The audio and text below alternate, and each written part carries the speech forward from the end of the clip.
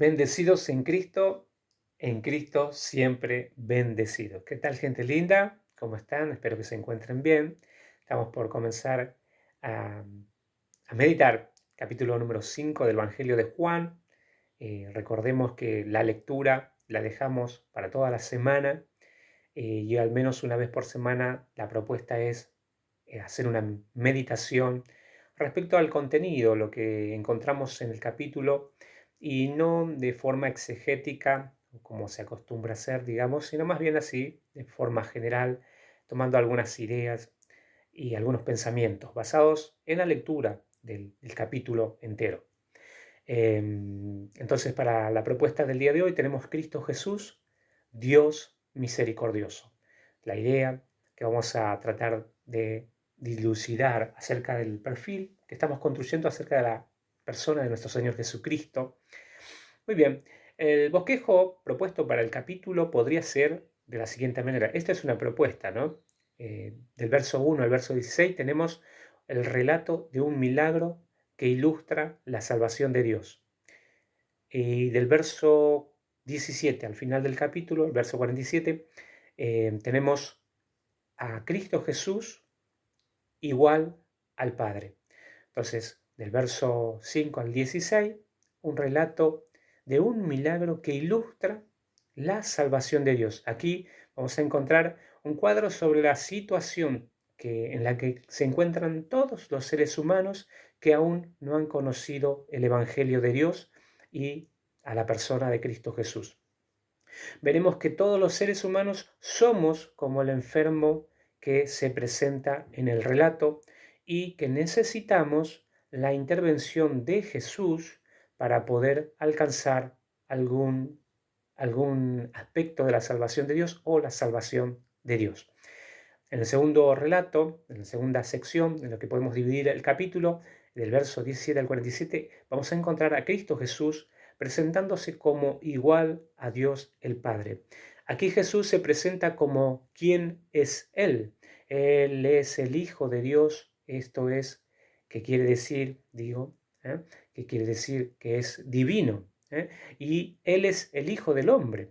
Es el Hijo de Dios y es el Hijo del hombre, que es aquel que habría de venir en forma humana para ejecutar los juicios de Dios.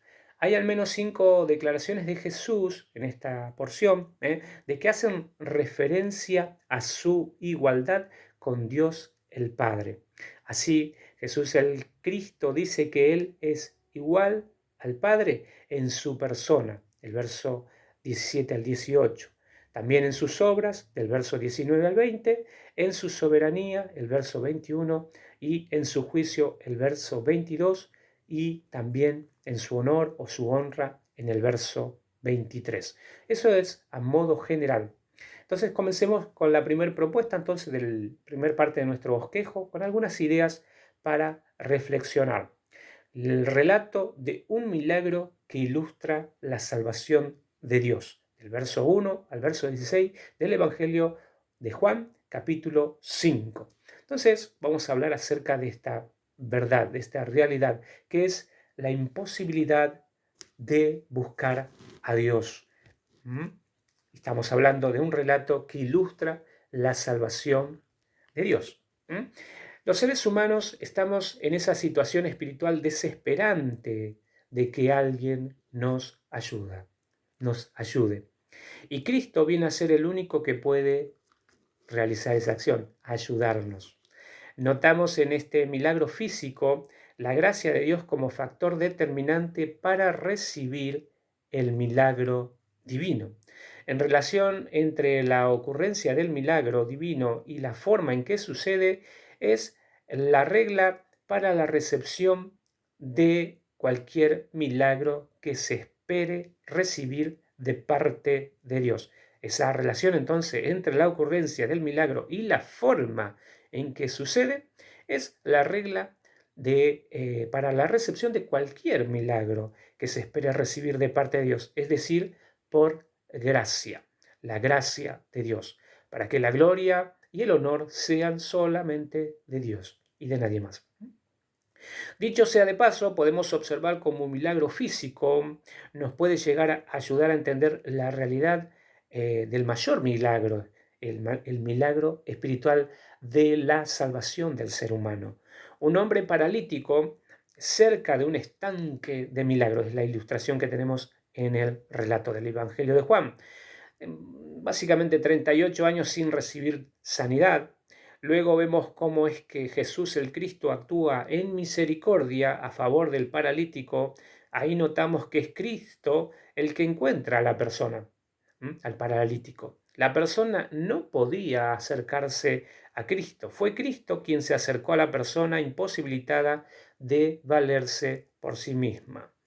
Cristo buscando a las personas que necesitan un milagro de Dios para sus vidas. Por eso hablamos de Jesús, el Cristo misericordioso, como Dios el Padre es misericordioso. El mismo principio que se observa en Juan capítulo 4. ¿Cuál es? Cristo va en búsqueda del pecador. Aquí Cristo va en búsqueda del que está imposibilitado de acceder al milagro, en especial al milagro de la salvación. Y hablamos de una ilustración. Así es como Dios, el Padre, así también es el Hijo, misericordioso. Recordemos, conociendo más a Cristo, podemos comenzar a conocer más a Dios el Padre. Esa es la función de Cristo, darnos a conocer al Padre. Dios Padre es el que se acercó al pecador, al necesitado de salvación. Nosotros podemos llegar a pensar que somos nosotros los que buscamos a Dios. Sin embargo, la realidad es que Dios estuvo buscando adoradores que le adoren en espíritu y en verdad. Por eso envió a Cristo para buscar lo que se había perdido. En su nombre, es decir, como si Dios, el mismo Padre, los viniera a buscar personalmente al enviar a su Hijo. En la ilustración del paralítico que tenemos en el relato de Juan, tenemos la ilustración del pecador, es decir, de todos los seres humanos, antes de ser encontrados por Dios. Todos los seres humanos somos como el paralítico, estamos imposibilitados de acercarnos a Dios, de acercarnos al milagro de la salvación. ¿Qué necesitaba el paralítico? No solo creer que era posible que el milagro sucediera, que él pudiera recibir el milagro, sino que Jesús mismo venga personalmente a otorgarle ese milagro. Del mismo modo que sucede con el pecador, con cualquier ser humano que se reconoce como pecador delante de Dios. No solo es suficiente con creer que Jesús es el Salvador del mundo, necesitamos que Él venga a nuestro encuentro, porque nosotros no podemos ir en su búsqueda. Las personas que aún no creyeron al Evangelio de Dios son como el hombre paralítico y la gente que lo rodeaba en aquel estanque de salvación temporal. No pueden ser salvos por sí mismos. Están ciegos, paralíticos, cojos, mutilados, enfermos, etc. Las personas ciegas, en su sentido espiritual, son las personas que no tienen la luz de Dios para vivir sus días en la tierra. No tienen a Cristo, la luz del mundo. Recordemos la visión espiritual, el milagro de que Dios nos abra los ojos espirituales es crucial para poder ver a Cristo, para poder crecer, para poder creer, en su nombre, en Cristo Jesús y todo lo que Él representa. Y para que creyendo en Cristo Jesús, tengamos vida en su nombre, o para que podamos entrar al reino de Dios. Los cojos, en su sentido espiritual, son aquellas personas que no pueden caminar en la vida rectamente, con justicia, según la verdad de Dios. Estos, a diferencia de los que no tienen la luz espiritual de la verdad de Dios, pueden ver, entre comillas, ¿no? Es decir, pueden tener acceso al conocimiento de la voluntad de Dios, pero no pueden cumplir con lo que esa voluntad les indica. Ven, se dan cuenta que Dios quiere tal cosa, pero no pueden realizar lo que Dios está queriendo. Cuando digo realizar, no me refiero a situaciones aisladas, ¿sí? Sino a vivir continuamente haciendo la voluntad de Dios. Y seamos sinceros, ¿quién, qué ser humano puede constantemente estar agradando a Dios y sin ninguna falta? ¿Cómo es posible eso? Y ahí está el asunto de la imposibilidad. Por eso hablamos del paralítico que quería el milagro, pero no podía acceder a él. No podía acceder personalmente él mismo, valerse por sí mismo. Entonces, están cojos, hacen algo de la voluntad divina, pero no pueden hacerlo bien. El problema con intentar hacer la voluntad divina sin perfección es que el intento defectuoso queda reprobado. ¿Mm? En ese tenor, el cuadro del paralítico nos viene a ilustrar a la persona que está imposibilitada siquiera de hacer algo de la voluntad de Dios. El paralítico espera un milagro, pero no califica para recibir el milagro. Y así fue durante 38 años en este caso. Si Dios no interviniera en su larga historia de espera, nunca podría haber experimentado su salvación. Ese es el punto. El milagro del cielo vino al desarmado, al desahuciado, porque esta persona no podía llegar a él. ¿Mm? Bueno, esta es la primera cuestión. La segunda cuestión, intentando tocar el corazón de Dios. Al estanque venía de vez en cuando un ángel de Dios y movía las aguas de ese estanque. Es algo milagroso, ¿no? Eso indicaba el origen divino de la expresión de la salvación.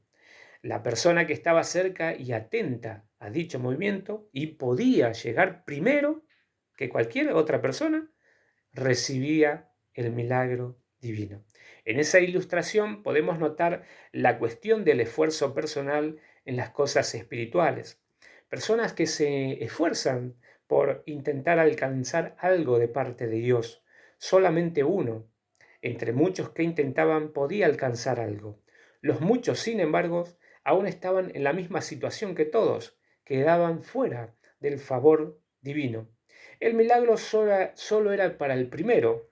Los segundos ya no tenían oportunidad para recibir ese milagro. Así es una buena ilustración con lo que nos puede suceder al intentar querer tocar el corazón de Dios con nuestras propias energías o estrategias humanas. Hay más frustraciones que satisfacciones en ese modo de intento. Otro principio espiritual que quizás podamos sacar de esta escena es la cuestión del esfuerzo en intentar hacer la voluntad de Dios estipulada en su ley. Pocas y contadas fueron las personas que realmente creyeron a Dios y fueron salvos en el tiempo de la ley de Moisés. La mayoría del pueblo de Israel estaba en la condición de los muchos alrededor del estanque de Bethesda, ¿no? Ciegos, cojos, paralíticos. Lo mismo que se aplica al pueblo de Israel en su intento por guardar la ley de Moisés. Es para con ellos que intentan acercarse al milagro de la salvación por medio de la observancia de esa ley, la estadística es 1 entre miles.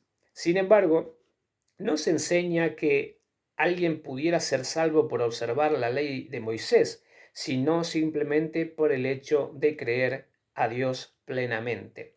Desde Abraham es así, como dice la Escritura, y creyó Abraham a Dios, y su fe le fue contada por justicia. Definitivamente nadie puede cumplir constantemente los preceptos de la ley de Moisés. Eso quedó demostrado con la historia del mismo pueblo de Israel, unos 4000 años de intentos fallidos por cumplir perfectamente la voluntad de Dios. Pero la cuestión de la fe genuina en la salvación de Dios, al mejor estilo de la mujer de Samaria, sé que vendrá el Mesías y Él nos declarará todas las cosas, decía allí en Juan capítulo 4, ¿no? Entonces, la cuestión de la fe genuina en la salvación de Dios es posible para los que esperan en ese Mesías, en ese Cristo, en Cristo. Así se escribe, ¿no? de quien habló Moisés. Y más adelante en este evangelio leeremos que Abraham vio este día, el día de Cristo, y se gozó. Y en ese milagro de la salvación que vendría después del mismo, lo mismo se puede decir de David y los profetas. Bien, el punto principal es que la fe plena en Dios es lo que cuenta tanto en el Antiguo como en el Nuevo Testamento. Si hay fe plena en Él, la cuestión de fondo es la misma. Dios mismo viene a salvar. La salvación es de Dios. Dios solo es el que puede salvar al ser humano. Y el ser humano, en esta materia, nada puede hacer por sí mismo. Ahora bien, podemos decir que la mayoría de las personas somos como el paralítico de la historia. Necesitamos que alguien nos ayude. La buena noticia para este tipo de personas desesperadas, desahuciadas, desarmadas de sus propios logros, es que Jesús ya ha venido para ayudarlos. Muy bien, pasemos a otro punto, a otro pensamiento, ¿no? Bien, dice, imposibilitados de cumplir la voluntad de Dios, de lo que estamos hablando. El cuadro del paralítico nos viene también a recordar nuestra situación para con la materia de la voluntad de Dios. ¿Cómo alcanzar el favor divino?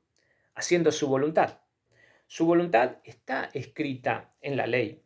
Esa ley nos indica cómo es la mejor vida propuesta por el Creador mismo en el mundo. La ley de Dios es santa, justa y buena. Sin embargo, esa ley no admite faltas en su ejercicio o aplicación. El estándar es altísimo, si no imposible de cumplir, al menos por nosotros los seres humanos. En esa condición, todos los que vamos a la ley de Moisés para saber qué es lo que Dios quiere, nos encontramos con la perfección de Dios y la imperfección nuestra. Quedamos paralíticos frente a las demandas de la ley, que constantemente nos recuerda que Dios es santo y nos expone una y otra vez como pecadores, porque nosotros no somos santos. Que nos expone como imperfectos, porque Dios es perfecto. Es decir, nos expone como no santos. De modo que, aunque la ley es justa, santa y buena, nos viene a recordar que nosotros no somos ni justos, porque no llegamos a la medida de la voluntad divina establecida, ni santos, porque no estamos apartados exclusivamente para Dios, para fines santos, constantemente, ni reflejamos su santidad constantemente, y definitivamente no somos en esencia buenos por naturaleza. Así, la ley de Dios nos enseña la verdad de que Dios es justo, es santo y es bueno, y nos expone a nosotros mismos como lo contrario a lo que es Dios, es decir, como injustos, impuros y malos. Estamos como el paralítico de la historia, imposibilitados de alcanzar el favor divino. A menos que Dios quiera venir en el auxilio del paralítico, pasarán muchos años, 38 años, 38 años de intentos, 38 años de pérdida de tiempo. Y quizás muramos en el intento de alcanzar esta salvación por nuestros propios intentos de hacer la voluntad divina según la misma ley lo establece, la ley divina, la ley de Moisés. Notemos algo simple. En nuestro intento humano de hacer la voluntad de Dios tenemos esos ciclos de comienzos felices, cansancio con el tiempo y consecuente sentido de frustración. E incluso tenemos momentos de éxitos en algunos aspectos de la voluntad de Dios. Sin embargo, otros rotundos fracasos en la implementación de esa voluntad divina. Entonces, podemos hablar ahora sí de la esperanza para los imposibilitados. Aquellos que se declararon en bancarrota, es decir, no puedo, yo no puedo, yo no puedo. Ahora, en el cuadro del paralítico tenemos en claro quién es el que hace el milagro, quién es el que nos puede llevar al milagro de la salvación. Este es el Dios de misericordia. Este es Jesús el que dejó toda su gloria para buscar a aquellos imposibilitados de procurarse su propio milagro, de aquellos que se saben imposibilitados de alcanzar por sus propios medios el favor de Dios, para los que se saben impotentes para cumplir la voluntad de Dios. Ahí está el Hijo de Dios, ahí está Jesucristo, ahí está el Dios de misericordia. Jesús mismo es la fuente del milagro de la salvación para todo aquel que cree, para que todo aquel que cree no se pierda, mas tenga la vida eterna. Para aquellos que tienen sed espiritual y que reciben de Cristo el agua que los satisface para siempre. Esta fuente del milagro está ahora disponible para todo el mundo que se sabe imposibilitado de cumplir con la voluntad de Dios, que se sabe inmerecedor de cualquier tipo de favor divino. Bien, hablemos ahora cómo acceder al milagro. ¿Cómo se recibe el milagro? Por la fe en su nombre, por la fe en el nombre de Jesucristo. Por la fe en Jesús, por la fe. Siempre fue así. Como dijimos recién, Abraham creyó a Dios y su fe le fue contada como justicia. Noé fue hecho heredero de la justicia que viene por la fe. Creyó, ¿eh? No por las obras propias, para que nadie se crea como con derecho a recibir algo de parte de Dios. Dios no paga por trabajos que no necesita. En cambio, Dios da todas las cosas porque es justo, santo y bueno. Él es Dios. Él es el Dios de misericordia. Esto es, que no paga al ser humano conforme sus malas obras merecen. Antes bien, que se extiende otorgándole aquello que de ninguna manera merece. Esto es, de su plenitud tomamos gracia sobre gracia, como vimos en Juan capítulo 1. Entonces, a la pregunta, ¿quieres ser sano? O bien, ¿quieres ser salvo? La respuesta que se requiere no es ¿qué debo hacer? O ¿qué obras tengo que hacer para ser salvo? Sino, quiero ser salvo, necesito ser salvo y solo Jesús puede salvarnos. Muy bien, vamos a reflexionar ahora otro punto, la casa de misericordia. El pozo de Bethesda era el pozo de la casa de misericordia. De ahí viene el título de esta presente meditación. O la casa de gracia, misericordia y gracia. Allí era el punto de encuentro que Dios había preparado para los espiritualmente desamparados, desahuciados, enfermos, paralíticos, cojos y ciegos espirituales.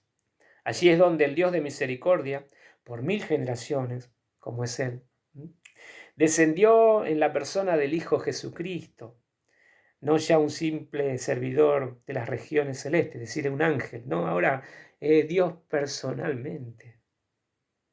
Dios mismo vino a su casa y vino y habitó entre nosotros y vimos su gloria, gloria como del unigénito Hijo del Padre. Ahora el creyente en Cristo tiene un punto de encuentro diario al cual acercarse mentalmente, espiritualmente. El trono de la gracia, el trono de la misericordia divina, en la casa del Dios de misericordia. Aquí en la historia que leemos en Juan, vemos el cuadro de Jesús alcanzando la misericordia a las personas que no pueden por sus propios medios alcanzar algo de parte de Dios y administrando la sanidad, el milagro que de otra manera no podría haber recibido. Lo que queda claro es que el milagro que recibió fue por la pura gracia de Dios, no por sus méritos. Era un paralítico que no se podía mover, no se podía valer por sí mismo. ¿eh? Aquí nos queda muy claro cómo funciona esto de la salvación de Dios o que Dios da a los hombres. El que salva es Cristo. El que hace el milagro de la salvación es Cristo. El pecador simplemente dice lo que es verdad, que no puede alcanzar salvación por sus propios medios, que necesita desesperadamente un Salvador que lo conecte con la fuente del milagro. Solo no puede, necesita que alguien lo alcance con la salvación. Gracia, recordemos, también significa bondad. Bondad para aquellos que no merecen esa bondad. Eso es lo que da el Señor Jesús. Gracia y bondad para los que no merecen gracia y bondad. Y el no merecimiento es el punto a destacar cuando hablamos de gracia. Cuando hablamos de gracia no podemos decir que nos merecemos algo, que nos merecemos que Dios nos alcance con su favor, que Dios nos pague por alguna obra de bien que hayamos hecho. Gracia no es un derecho, ese es el contexto de la actitud que se necesita para poder acercarse al Creador, al Señor, al Dios de misericordia. Bien, para concluir, vamos a hablar acerca de la maravilla del milagro de salvación. Notemos además que Jesús no sanó a todas las personas que estaban allí rodeando la fuente del milagro físico, Betesda, el estanque de Betesda. Jesús solo sanó a una persona a la que él mismo se acercó. Podríamos llegar a pensar que Jesús atendió al paralítico, por ejemplo, por su condición de imposibilidad física, o porque el pobre estaba allí tanto tiempo, o porque era injusto que otros se adelanten y no quieran cederle lugar, etc. Sin embargo, no es el modo de pensar de Jesús. A la verdad, todos los seres humanos están en la misma situación espiritual que ilustra el paralítico. Todos necesitan ser salvados por Jesús. El punto aquí a destacar es la elección divina. El punto que tenemos que destacar es tratar de dilucidar el real motivo que Jesús tuvo para sanar a ese pecador en particular y no a otros. Recordemos, ninguno de los enfermos allí presentes merecían el milagro de la sanidad. Sin embargo, algunos accedían a ese milagro. El punto es que ninguno de esos enfermos merecía la sanidad. Ese es el punto. Ellos vinieron a la fuente de misericordia para alcanzar un favor no merecido, no a reclamar un derecho de ser sanos, o lo que es lo mismo, salvos de su enfermedad. En la elección divina lo que cuenta es el Dios que tiene misericordia de quien quiere tener misericordia. Nos puede parecer muy injusto, pero que nos parezca injusto no implica que esa no sea la verdad o la voluntad de Dios. Dios es misericordioso, pero muestra su misericordia a quien quiere. Romanos capítulo 9, 15 al 16. De igual manera, recordemos que todos los pecadores del mundo merecemos el castigo eterno, por cuanto todos los seres humanos, absolutamente todos, pecaron. Romanos 3:23. Pero Dios, que es rico en misericordia, con su gran amor con que nos amó, aun estando nosotros muertos en delitos y pecados, nos dio vida juntamente con Cristo. Por gracia somos salvos. Efesios capítulo 2, verso 4 al 5. ¿Por qué Dios elige salvar a algunos y a otros no? Una simple respuesta podría ser la verdad que nos enseña que Él es el soberano. El soberano hace lo que quiere, con lo que tiene, con lo que es de Él. Así quiere mostrar bondad con algunas personas que de todos modos no merecían ninguna muestra del bien de su parte. El que ha recibido de parte de Dios la posibilidad de creer en Jesús como el Cristo y por eso mismo ha recibido la potestad de ser hecho hijo de Dios a medida que va creyendo, puede darse cuenta de la maravilla del milagro de salvación que le ha ocurrido. Mientras todos los seres humanos nos merecíamos el infierno, Dios quiso salvar a algunos de todos esos que merecían el infierno y que de ninguna manera merecían el cielo. Ese es el punto. Lo maravilloso de la salvación es que Dios quiso mostrar en los que creen en Jesucristo su misericordia. Eso es un extraordinario regalo que el Creador quiso mostrar en los creyentes en Jesús, su salvación, su gracia, su amor. Ese es el cuadro del paralítico, un enfermo entre todos que recibió lo que no podía alcanzar y que de ninguna manera merecía recibir. Así estamos todos los seres humanos, imposibilitados de alcanzar el favor divino por nuestros propios medios. A menos que Jesús misericordioso intervenga, nadie sería salvo. Ningún ser humano sería salvo si Jesús misericordioso no interviniese en nuestra historia. Muy bien, gente linda de Creyendo en Cristo, nos estamos viendo la próxima entrega, si así nuestro Dios nos permite.